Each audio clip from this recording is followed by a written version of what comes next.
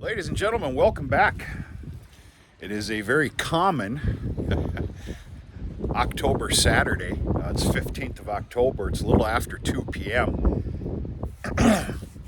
Thought I'd take you with me here just for a little look-see. I'm taking a little break here between working on the milk house, which I'm kind of renewing just a little bit, and I'll show you at some point.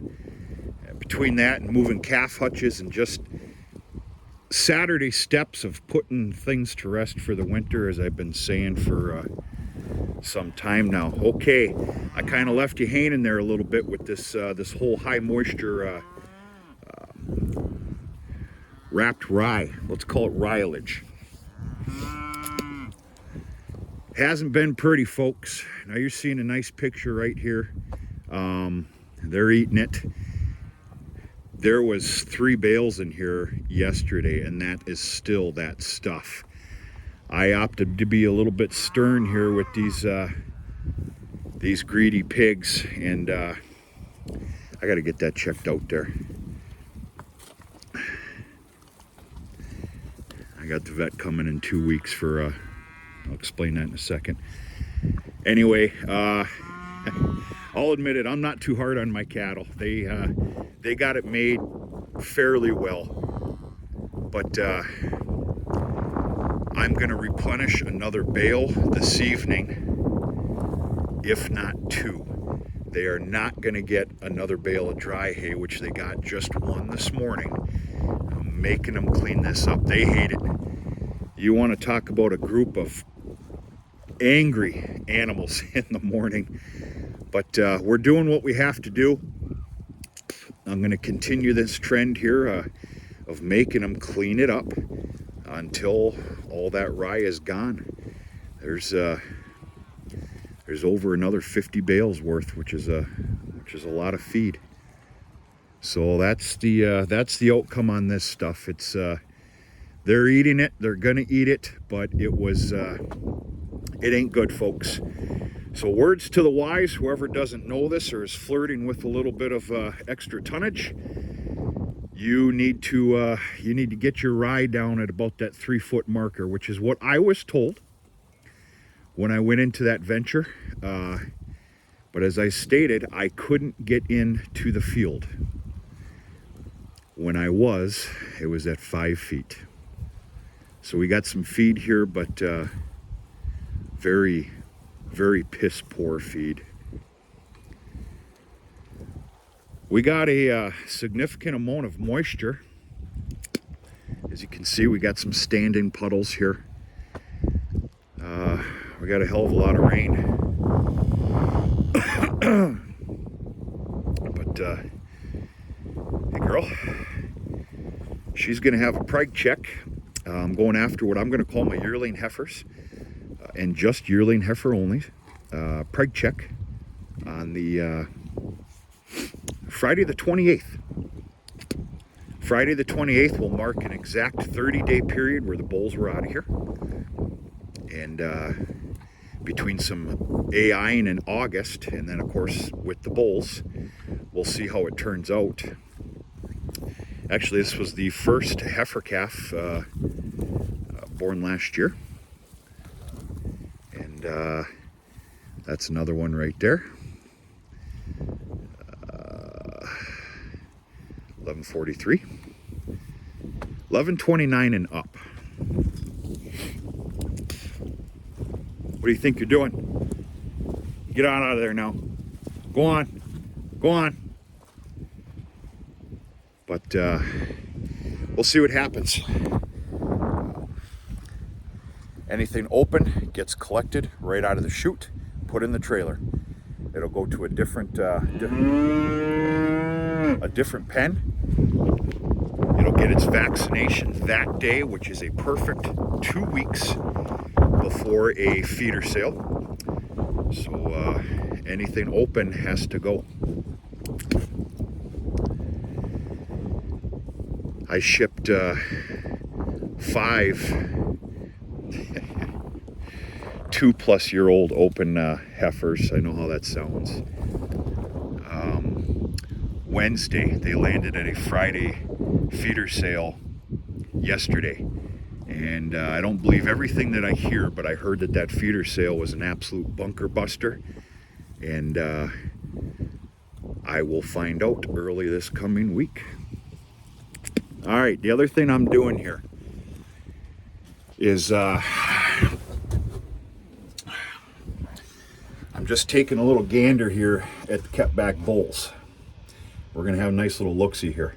Cup of coffee on a day like today is it's a beautiful thing. Needs to be a little Kahlua in here though a little bit later. Bailey's, whatever. Sounds a little girly. Maybe put a little Jack Daniels in there. Been kind of a good boy, so something's going to transpire this evening. Got to keep yourself level. So, we're after purple tag. Well, what we're really doing here is we're going to make an absolute mess out of the gator. And then we're after purple tagged animals. And they are the kept back bulls. I think we got one down here.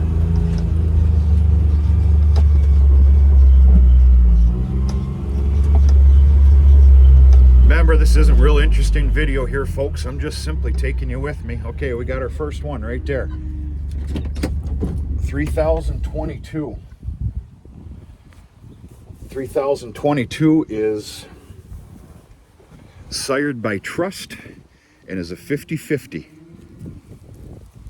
50-50 Black Baldy, which means it's half Hereford, half Black Angus. You're a good-looking stout son of a gun.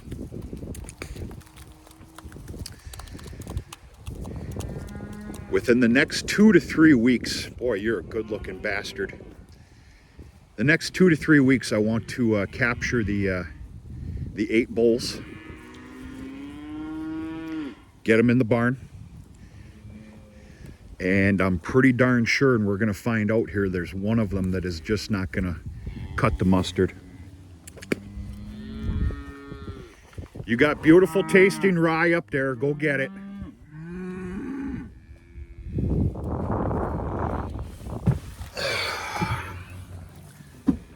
So I'm simply, folks, I'm simply just minding my business on this Saturday is what I'm doing. 3022. You can call it a herd check if you want to. A little break from odds and ends. Come on, you son of a beehive.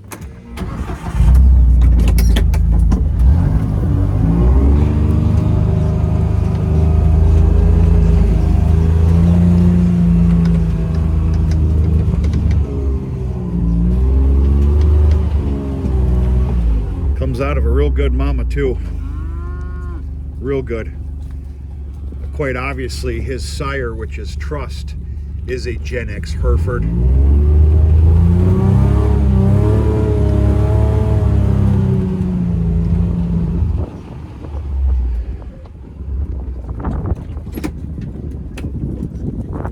We've got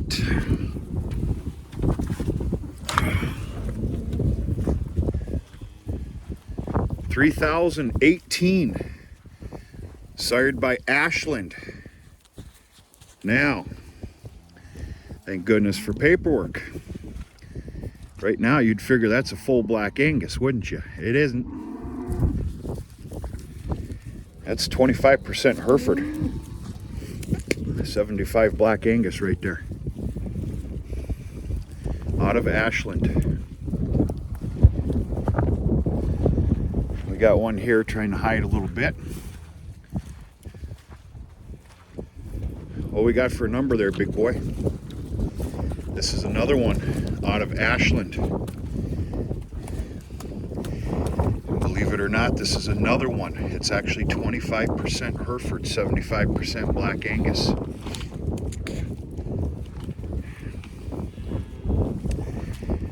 Paperwork wins. It just takes a couple seconds. Oh, I got some feed buckets in the back of this damn thing. Go on, get out of here. Come on now.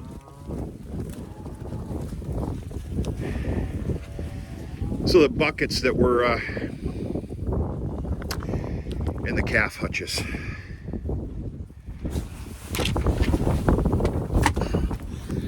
So little words to the wise. I'll play Mr. Know-It-All here for 2 seconds. Paperwork. You know, I'm in the business of selling, I'm trying to be in the business of selling some bulls.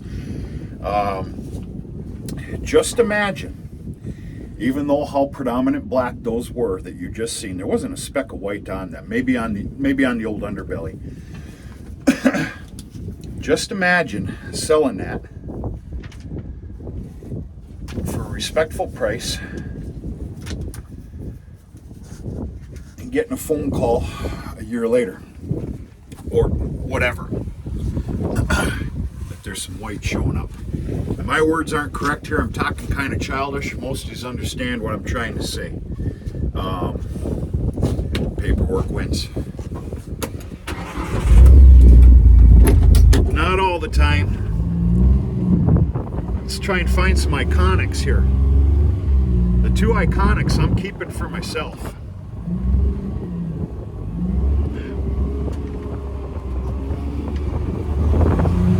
Let's just head up here. There's a couple up here.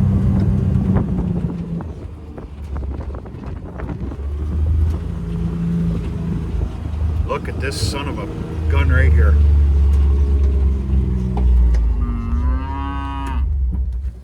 You're fine. 3017. That's an iconic bull right there. Full black Angus. He's staying on this farm. That beautiful son of a gun. 3023. That is another Ashland bull. And that is 100% black Angus right here.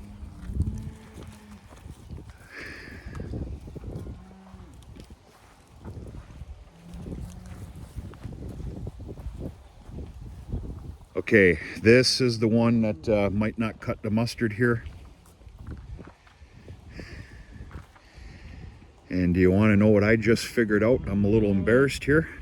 9 out of 10 of you would probably edit this video. I'm not going to do that. That's my other iconic bull. And I'm just starting to realize that now.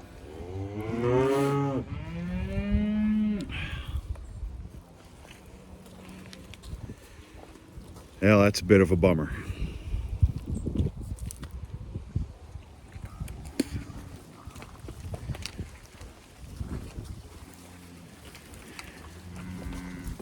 Go on. Go on. It's actually got me mad enough to throw this damn piece of paper. Then we got old Twinkle Toes out here, right here, that loves to get out of the yard and go play in the picker bushes.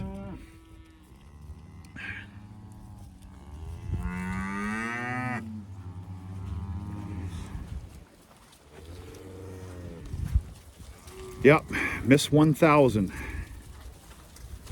had the first iconic. We've already looked at him. Hey stud. Hey stud.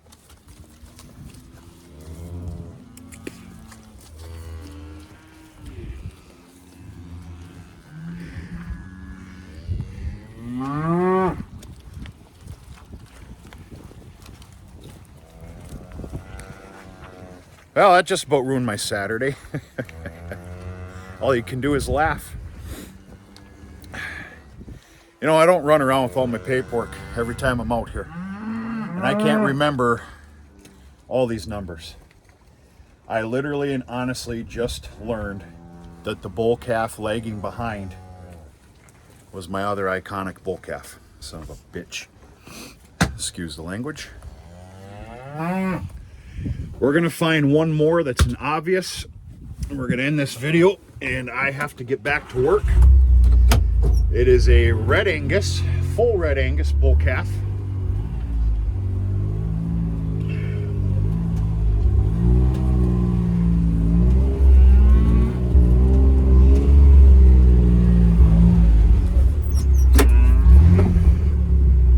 Little guy like that, he's gonna be spending the winter in the barn.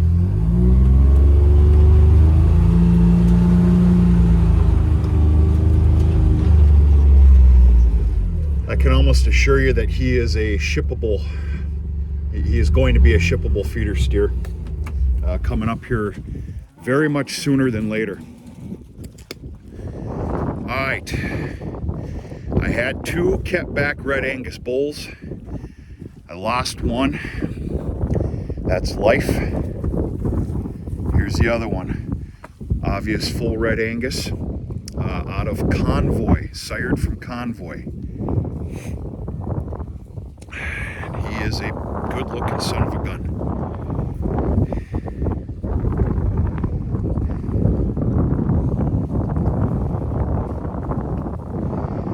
If I'm not mistaken, we covered all 8. And I'm going to take a careful look, but it's probably going to be reduced to 7, which obviously means the disappointment that we looked at just a little bit ago. As I played that game before, I'm speaking the obvious to a lot of you. They're not going to go anywhere. Oh, he wasn't that bad. His stature is not what it should be at this time. So what I'm trying to say is he is going to get collected and castrated. And then at some point to a feeder sale as a steer.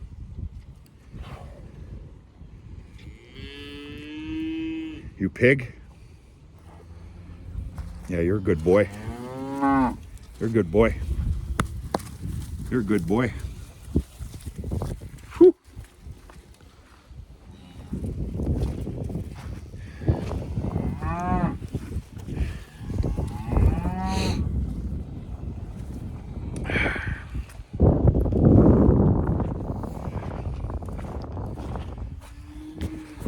That's about it, folks. The hustle and the bustle of the year is, I'd say, over. It is over. Equipment's put away, put to bed. No more harvesting for me. Sure wish I had about 20 acres of corn for corn silage, but you know, I'm trying to follow a plan here. I'll have some silage in one form or another next year. I got to figure that out. But yeah, hustle and bustle is over. Now it's just about, you know, picking things up, putting things away, and it's cattle now. Feeder steers. What to ship, what to keep. Kept back heifers. Heifers that don't fit my bill are definitely, you know, concerning age for breeding of next year. What stays to be tended to through the winter, what gets shipped off. I'm not going to say that there's a grave science behind all of this, folks, but I try to put a little bit of dedicated thinking into it the best that I can.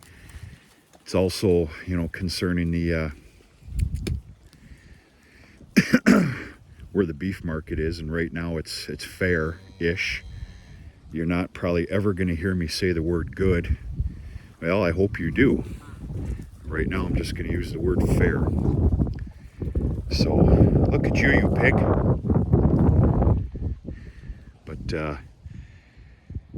yeah, I don't even need to look at paperwork, and I'm here to tell you right now, this will be staying on this farm. That's this year's heifer calf. Good looking brute of a steer right there.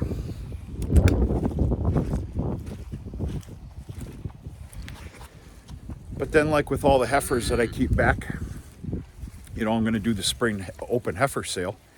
I think I've stated this once or twice already, but I'm staying away from bred heifer sales. I'll talk more about that on a different video, maybe. Why? Basically, as a cow-calf operator, I can't stand it. I can't stand it. Here you've got a beautiful heifer that's you know, within a month, month and a half, maybe in some cases 2 months from calving, that just that breaks my heart. I can't do that, and it's honestly not worth it either. Dollars and cents, it's not worth, I don't think, keeping that animal for an extra year. It's not worth it. And not to mention, because I'm an honest person and I've got nothing to hide, I had a little mishap with a bred heifer sale that took place this late spring. And you know, those were all vet checked, but not everything can be perfect in this world. There's my excuse.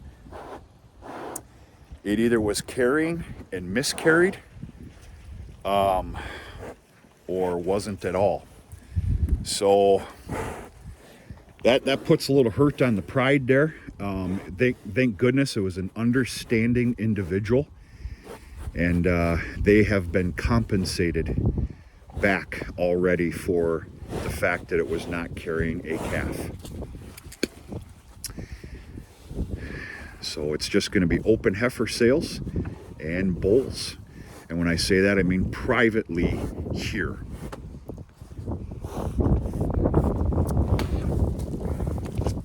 So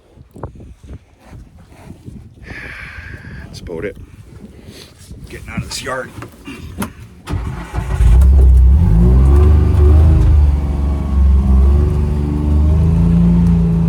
Hey, guy.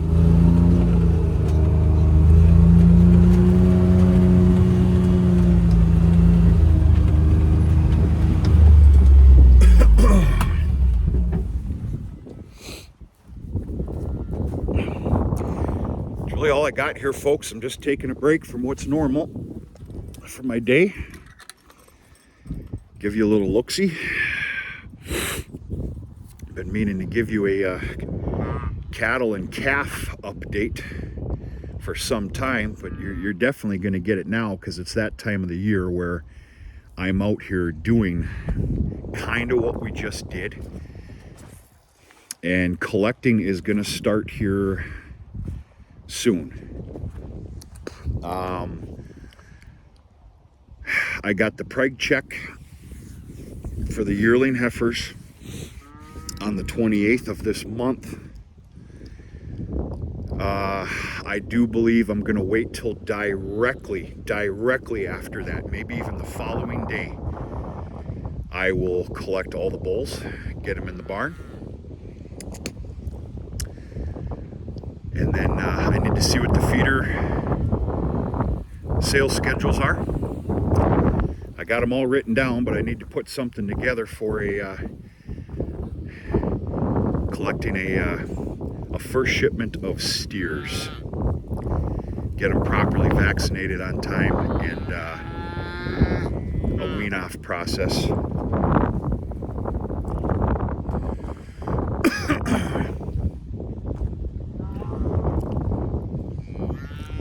Go from there. When I start chores here at about 4:30, they're going to get another bale of rye, and in fact probably even another bale, because they're basically almost out of feed, with the exception of what you see. That's it, folks. The old hands are a little bit cold. I got work to do, and I'm going to start thinking about what I'm going to do this evening. Barking at the moon sounds pretty good. But go from there. We're going to talk to you sooner and later.